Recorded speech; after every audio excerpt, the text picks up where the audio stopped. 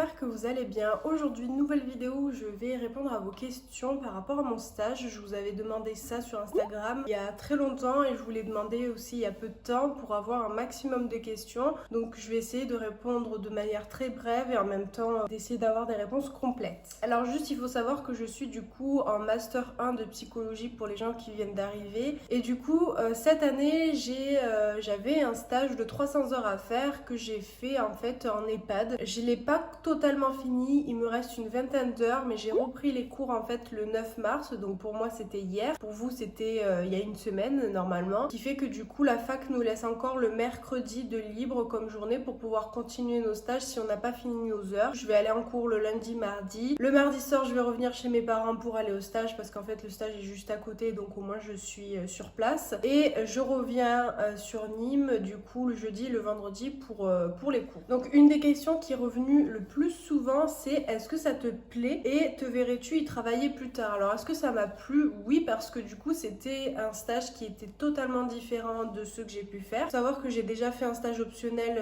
plutôt dans la population psychiatrique et j'ai fait un stage donc l'année dernière en L3 au service de maternité, donc avec une population totalement différente. Et là cette fois-ci c'était une population qui de base, comment dire, c'est pas que ça ne m'intéressait pas, mais je me suis jamais dit tiens les personnes âgées c'est mon kiff quoi. Mais en même temps je me suis jamais vraiment penchée dessus, j'avais jamais fait de stage auparavant et donc là c'était l'occasion pour moi de découvrir cette population là qui m'a quand même beaucoup plu, encore plus que ce que je pensais. Et est-ce que je me verrais y travailler plus tard? Probablement oui. Après je voudrais pas me fermer non plus sur d'autres portes parce que par exemple les adolescents, les enfants, c'est encore une population donc pour moi c'est encore inconnu. Du coup j'aimerais vraiment pourquoi pas m'orienter soit vers un stage l'année prochaine sur cette population là, soit peut-être je sais pas faire des formations ou je sais pas encore. Voilà, là pour l'instant je commence à creuser un peu partout sur toutes les populations et je pense que c'est à la fin où je pourrais vraiment dire qu'est-ce qui me plaît vraiment, qu'est-ce qui me fait vibrer. Fais-tu passer des tests entretien? Alors moi tout au long de mon stage tout ce que je faisais c'était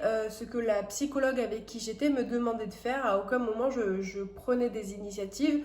J'aurais peut-être pu, mais de toute façon, je m'en serais pas sentie capable dans le sens où je veux pas faire de bêtises et je fais très attention à ce que je fais dans mes lieux de stage. J'ai toujours cette peur en fait de pas faire bien. Enfin, j'imagine comme tout stagiaire en fait. Donc du coup, je faisais exactement ce que la psychologue me demandait. Donc au début, c'était principalement de l'observation et à la fin, en fait, c'était beaucoup d'entretien et surtout, en fait, ce qu'on fait souvent, enfin, ce qui est fait en EHPAD. Je sais pas si l'organisation des EHPAD est comme ça de partout.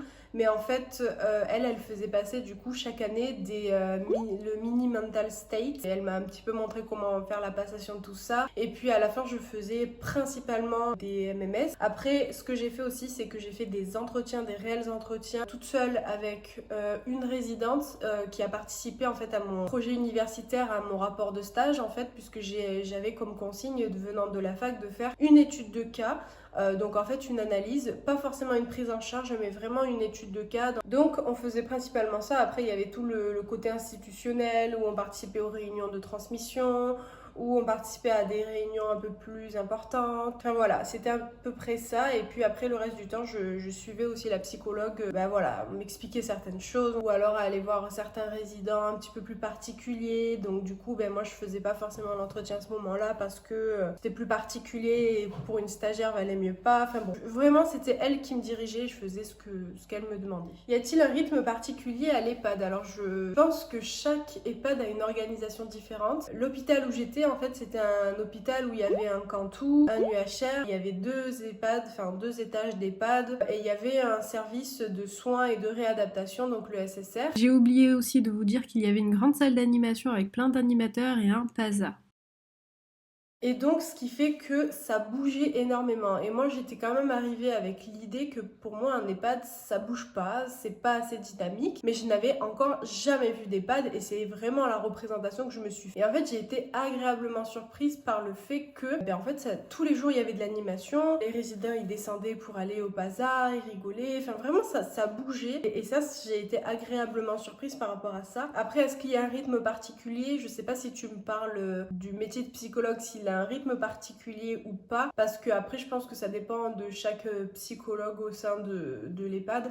Je sais qu'il y a certains psys qui font de l'art-thérapie, font de l'hypnose, si je me trompe pas c'est Danae Holler, psychologue, fait beaucoup de choses avec les personnes âgées. Elle partage beaucoup sur Instagram vis-à-vis de ça, donc je vous mettrai en barre d'infos ou par là le lien de cette jeune psychologue qui je trouve est très dynamique et franchement ce qu'elle fait c'est super. Après moi tout ce côté-là, groupe de parole, tout ça j'ai rien vu parce que la psy n'en faisait pas, mais elle m'a quand même pas mal appris les bases. Est-ce qu'il y a des grosses différences entre mes stages en licence et mes stages en master? Ben oui, clairement, parce que du coup mes stages en licence c'était des stages d'observation, donc je ne faisais rien à part observer, et là ça a été un petit peu d'observation au début et ensuite j'ai commencé à m'initier au cœur du métier finalement, puisque des fois on faisait nos choses chacune de notre côté. J'arrivais le matin, elle me disait bon ben moi je vais faire ça, toi je te propose de faire ça, et du coup j'allais voir certains résidents, leur faire un petit peu un soutien finalement, qui la plupart étaient très très contents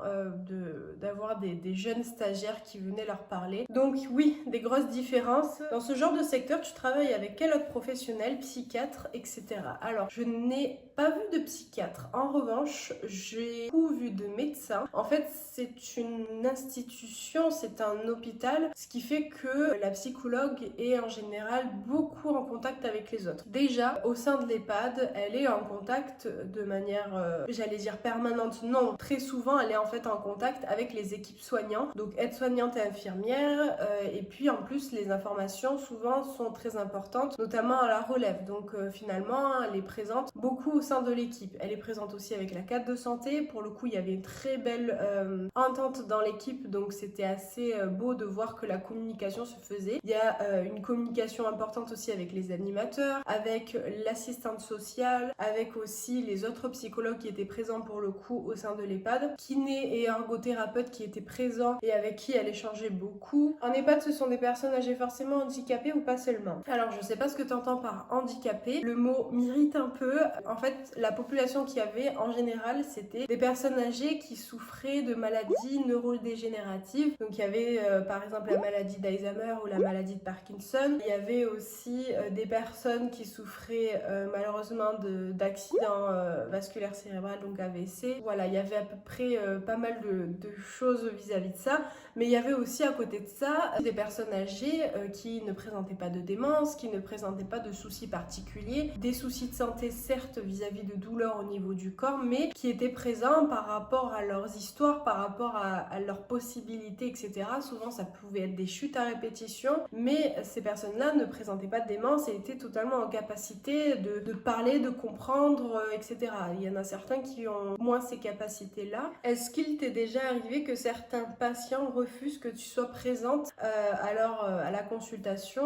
En EHPAD, ça m'est jamais arrivé, et même dans mes autres stages, ça ne m'est jamais arrivé. En revanche, ce qui m'est déjà arrivé, c'est moi toute seule de me présenter à certains résidents et d'avoir un refus total. En général, le refus est présent aussi auprès de la psychologue, et non pas parce que je suis en fait stagiaire, parce que la plupart du temps ça a été bien accepté étant donné que j'étais une jeune stagiaire, que j'apprenais le métier. J'ai déjà eu un entretien où j'avais rencontré un monsieur qui était très sceptique quant à l'idée d'apprendre sur le terrain. Il comprenait pas pourquoi j'étais là. Au fil du temps on a discuté et ça s'est super bien passé. En fait le tout c'est de rester très naturel et de rester très calme et d'expliquer avec ses mots pourquoi on est là finalement, mais surtout ne pas commencer à inventer n'importe quoi parce qu'ils le sentent, hein, on est des humains donc voilà, j'ai jamais eu vraiment de personnes qui ne voulaient pas que je sois présente à la consultation. En revanche, quand moi je me présentais seule, ça m'arrivait d'avoir des refus de personnes qui ne voulaient tout simplement pas parler. Est-ce que tu prends des notes durant le stage? Alors oui, j'avais toujours avec moi un petit cahier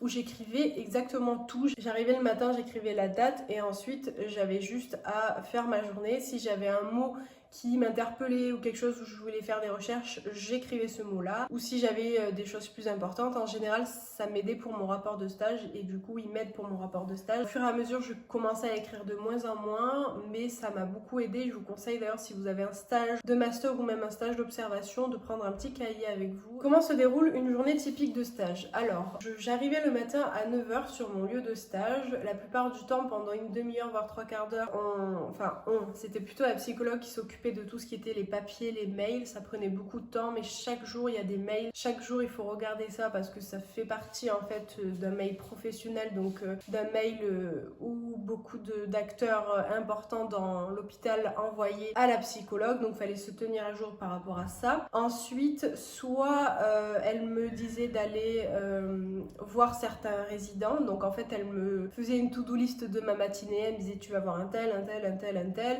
et tu finis sur ça si tu as le temps, etc. Et ensuite, le midi, on se rejoignait dans le bureau. Ou soit en fait, je la suivais. Mais dans tous les cas, en fait, c'était principalement des entretiens, c'était principalement de la communication. On allait voir soit la cadre, soit l'infirmière pour savoir si tout était ok. Elle allait voir aussi une fiche à elle dans un service pour voir s'il y avait des notations, des urgences en fait finalement de patients à aller voir plus que d'autres. Et puis ensuite l'après-midi, donc on avait une pause le midi, on reprenait en participant à la relève. Donc c'est le switch entre les équipes du matin et les équipes de l'après-midi, plutôt j'allais dire que du soir. Et donc chacun se communique des informations par rapport aux résidents, faire attention à ça, faire attention au lit, faire attention etc. etc. Et du coup nous on avait une oreille attentive si des fois il y avait un résident qui n'était pas forcément bien, les aides-soignantes nous le verbalisaient et on essayait d'aller le ou la voir du coup soit l'après-midi soit la semaine. Et donc l'après-midi rebelote on faisait comme la matinée finalement, voilà. Et je terminais en général aux alentours de 17h.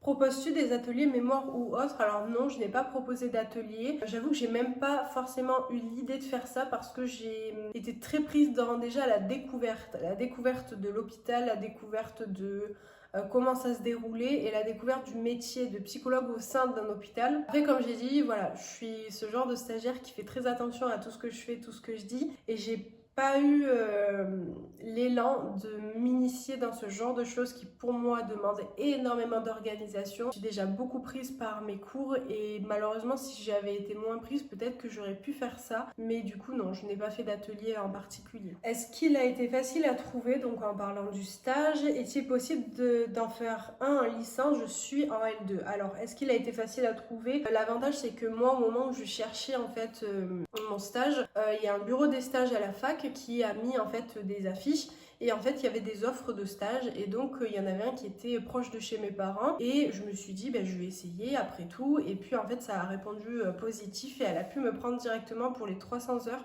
Donc j'ai vraiment eu de la chance de trouver un stage à temps, du moins avant ma période banalisée pour commencer, même avant, puisqu'en soi j'ai commencé le 30 octobre où j'y allais que le mercredi et ensuite j'ai commencé réellement à partir du 20 janvier, enfin même pas du 23 janvier jusqu'à là au 9 mars. Après un stage comme celui que je viens de faire, outre le fait que mes missions étaient différentes puisque j'étais en master, si toi tu es stagiaire en licence, ça serait un stage d'observation et il n'y a pas de souci. En général un stage tu peux le faire où tu veux du moment où on t'accepte. Donc en EHPAD, il n'y a pas de souci. Est-ce que je préfère ce type de population ou pas? Je pense que j'ai pas assez de recul pour dire si je préfère ou pas. Après, préférer, c'est un grand mot. Je pense que de toute façon, il y a des avantages et des inconvénients à travailler avec une population vieillissante et des avantages et des inconvénients à travailler avec des adultes ou des enfants, etc. Ça dépend, je pense, surtout du feeling qu'on peut avoir. Les personnes âgées, c'est différent. Il faut beaucoup être prêt aussi à parler de la mort, à parler du deuil,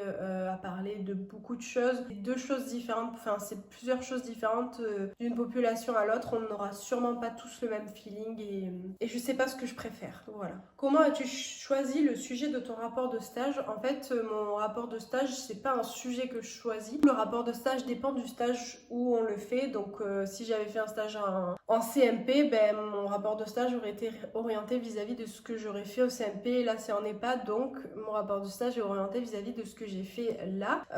Et en fait, on nous a donné un plan, la fac nous a donné un plan plus ou moins détaillé sur les grandes lignes de ce qu'on devrait mettre. Du coup, je suis ce plan quasiment à la lettre, tout en rajoutant un petit peu des choses vis-à-vis de ce que j'ai fait. Je sais que j'ai dit que la fac nous donnait un plan pour notre rapport de stage en vidéo, donc on va sûrement me poser des questions, on va sûrement me demander de vous envoyer le plan. Sachez que je ne vous enverrai pas le plan, mais je peux vous dire très brièvement ici de quoi il s'agit. En fait, dans un premier temps, on présente le lieu, on présente la population et le personnel avec laquelle on a été. Donc ça, c'est une grosse présentation générale. Ensuite, on fait une présentation par rapport aux référents et par rapport à mes missions que j'ai eues par rapport à ce stage-là. Et ensuite, il y a une partie qui concerne l'étude de cas. Donc on doit parler de l'anamnèse, on doit parler de la projection thérapeutique, de qu'est-ce qu'on a fait, pas fait, etc. Ensuite, on a des grandes conclusions et en fait, vers la fin, c'est concrètement que de l'analyse de ce qu'on a fait, comment on l'a ressenti, comment on l'a vécu, etc. Voilà, pour vous dire à peu près, je vous ai quasiment dit ce qu'il y avait d'ailleurs sur mon stage, enfin sur mon rapport de stage. Donc je pense que j'ai fait le tour des questions, il y en avait beaucoup qui se répétaient, donc c'est pour ça que j'ai pas répondu à tout le monde, mais principalement c'était ça comme question qu'on me posait. Donc après, si vous avez d'autres questions, vous savez que je suis présente sur Instagram où je vous réponds quasiment tous les jours en MP et je suis présente aussi dans les commentaires de YouTube, donc n'hésitez pas à me poser des questions. Sur ce, je vais pas tarder à aller en cours, en fait il est 8h30, j'ai cours à 9h, il faut juste que je mange un petit peu et puis voilà, donc j'espère que cette vidéo vous aura plu et puis surtout je vous dis à dimanche prochain pour une prochaine vidéo, bye.